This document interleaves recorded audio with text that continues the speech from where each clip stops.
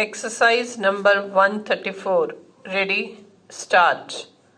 Mr. Deputy Chairman, I rise to give thanks for the address of the President on behalf of the tribals, but regret to say that government have not been able to take effective measures for the betterment of the scheduled tribes and scheduled castes all over India. Very unfortunately, our Honorable Prime Minister has never seen a flower to bloom and waste its sweetness in the desert air. It has been applauded for his foreign policy not only here but in this house or in the Lok Sabha or all over India but also internationally. Sir, I am concerned more about the domestic affairs.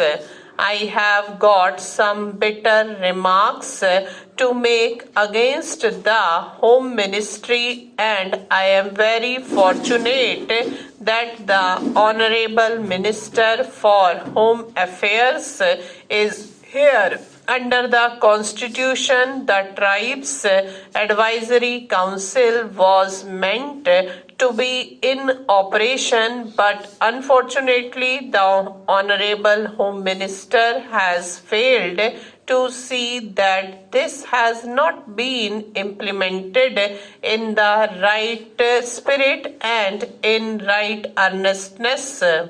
I can cite instances from the state of Bihar that although there is a tribes advisory council, still it is a defunct body and has not been in operation satisfactorily. Similarly, there are tribes advisory councils in the states of Orissa and Madhya Pradesh, but from what I gather from the members of those states, the tribes advisory councils in those states are also very inoperative. Secondly, although in the Constitution of India it has been laid down that there should be a separation of the executive from the judiciary, still what do we find?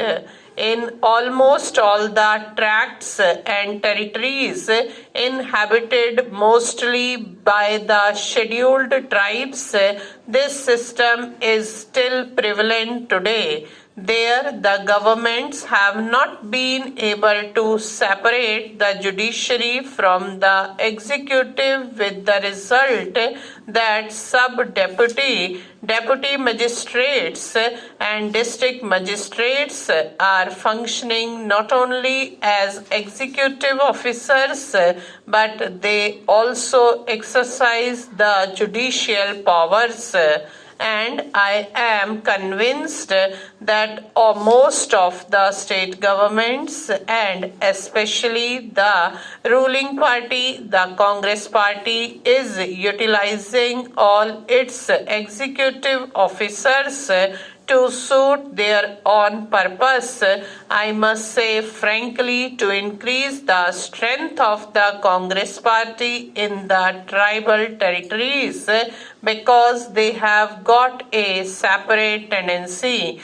Therefore, I implore upon the newly appointed Honorable Home Minister to see that when there has been this provision for the separation of the executive from the judiciary, it should be implemented not only in such territories and countries where the non-aboriginals are living today, but it must be implemented in the right earnestness in the territories and countries where the tribals are living.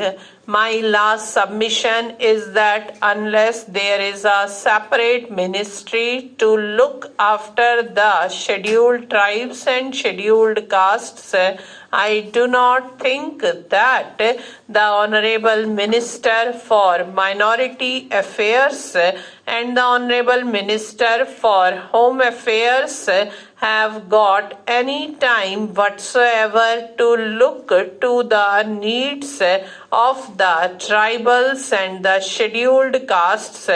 I again say, sir, with much emphasis, that the tribals, at least of my part of the country, are losing faith in the governments every day. There is no justice, there is no peace in the hearths and homes of the tribals, and if the government of India and especially the Home Minister does not see that the state governments really implement the policy of the government of India in right earnest, this faith will go on decreasing every day, and you will in no time lost the love and the faith of the tribals and the scheduled castes.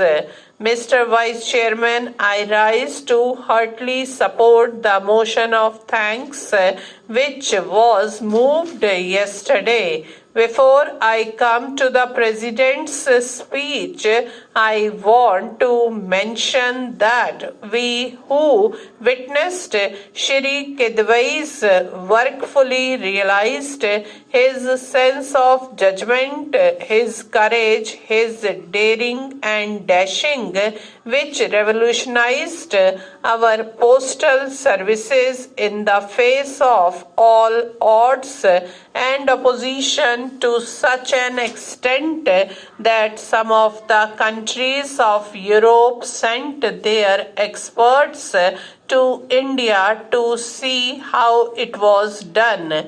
The manner in which he solved the food problem also was nothing short of a miracle.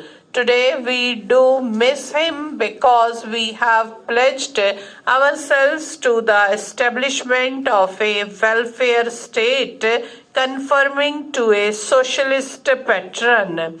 A man of dynamic qualities, he did not care for conventions, and by his foresight and sense of judgment, he proved himself a prophet under any difficult situation. Sir, we heard many criticisms leveled against this government by the opposition. In a country where a democratic government by party system prevails, it is the bounden duty of the opposition to criticize the shortcomings and the commissions and omissions of the ruling party. But what I fail to realize is that the opposition, instead of hurling abuses on this side, should have placed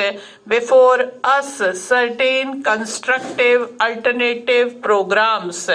We have a people's government and we are prepared to take any suggestions that would turn this country in the shortest possible time into a welfare state. Stop.